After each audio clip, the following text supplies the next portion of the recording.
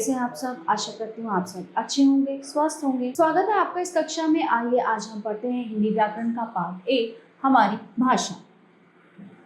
भाषा तथा भाषा के कौशल, भाषा की लिपि।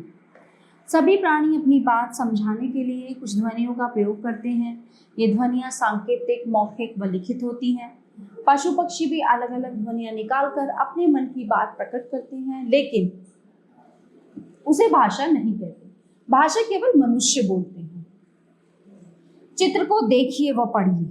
बच्चों, आप अपने मन की बात किस प्रकार समझाएंगे? बोलकर, संकेतों के द्वारा। दिए गए चित्र में विद्यार्थी अपने मन की बात को बोलकर, लिखकर व संकेतों के द्वारा बताने की बात कह रहे हैं। तो भाषा वह माध्यम है जिसके द्वारा बोल सुनकर, पढ़ लिखकर या संकेतों से हम अपने मन के विचार या भाव एक दूसरे तक पहुंचाते हैं। भाषा के रूप। भाषा के दो रूप होते हैं, मौखिक और लिखित। ठीक है। मौखिक भाषा। मौखिक का अर्थ है मुख से बोलना। मौखिक भाषा हम सुनकर समझते हैं, अर्थात कहना और सुनना मौखिक भाषा है। जैसे साथियों, हमें सबको एकजुट होना पड़ेगा।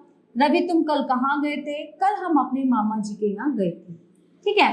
तो ये सभी बोलकर अपनी बात कर रहे हैं, अतः ये मौखिक भाषा है। लिखित भाषा। लिखित का अर्थ है लिखी गई। लिखित भाषा हम पढ़कर समझते हैं, अर्थात लिखना और पढ़ना लिखित भाषा है। जैसे रमेश पत्र लिख रहा है, दादाजी समाचार पत्र पढ़ रहे हैं।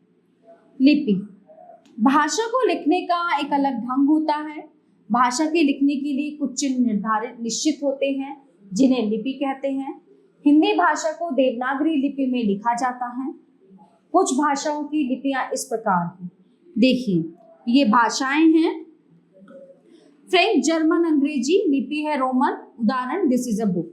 हिंदी, गुजराती, मराठी, देवनागरी, यह एक पुस्तक है। उर्दू, फारसी, ये फारसी में लिखा हुआ है। पंजाबी, गुरमुखी, ये पंजाबी में लिखा हुआ है। व्याकरण। भाषा का शुद्ध रूप सीखने के लिए कुछ नियम बनाए गए हैं, जिन्हें हम व्याकरण द्वारा सीखते हैं। मातृभाषा अपने आप आ जाती है, परंतु दूसरी भाषा सीखने के लिए व्याकरण की आवश्यकता पड़ती है। व्याकरण द्वारा भाषा को शुद्ध बोलने, लिखने व पढ़ने के नियमों का ज्ञान होता है। व्याकरण में वर्ण, शब्द और वाक्य के विभिन्न प्रकार, भेद, उपभेद आदि का अध्ययन किया जाता है। ठीक है। तो प्यारे बच्चों, ये था हमारा पाठ भाषा, तो जो यहीं पे समाप्त होता है। आशा करती हूँ आपको अच्छे से समझ आया होगा। मिलते हैं अगली कक्षा में। धन्यवाद।